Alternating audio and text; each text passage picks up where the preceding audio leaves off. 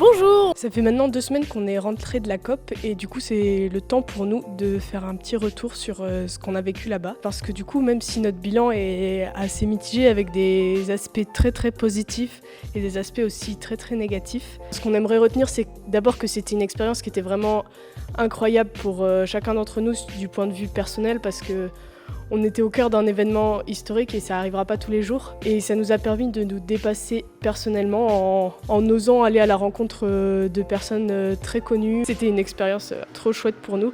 Et après, on a aussi appris beaucoup de choses grâce à la rencontre avec des personnes venant du monde entier. Et on a appris d'un point de vue scientifique, mais aussi d'un point de vue organisationnel sur le fonctionnement global du monde.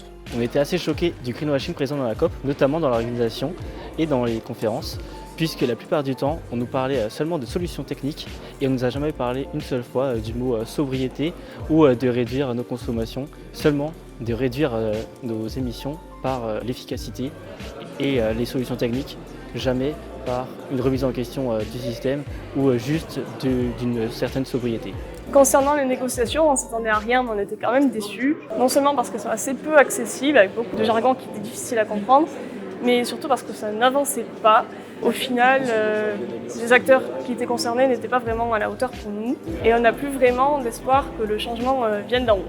Après, on se rend quand même compte de la nécessité de tel événement comme la COP26 pour que déjà dans les médias, on parle davantage du changement climatique afin que déjà plus de monde soit informé, mais aussi que plus de personnes soient écoutées. Ça a aussi donné l'occasion à des personnes du monde entier de se retrouver et d'échanger sur le sujet.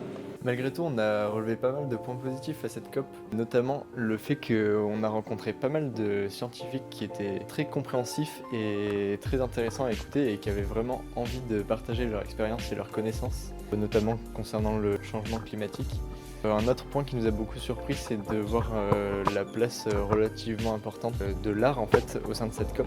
Il y avait une grande exposition photo à l'intérieur de la cantine et pas mal de fresques avec des dessins engagés ou des dessins faits par des enfants. C'était vraiment très intéressant.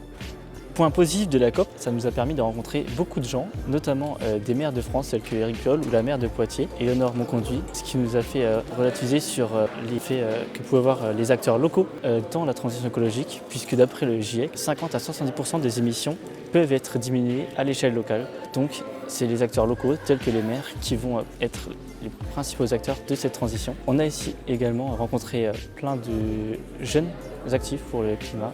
On a pu avoir un nouveau réseau super chouette pour agir avec les autres jeunes Français.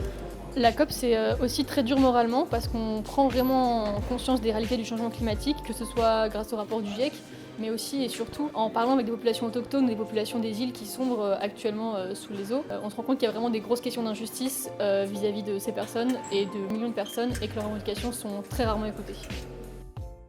Mais on a envie de transformer cette colère et cette injustice en force d'action.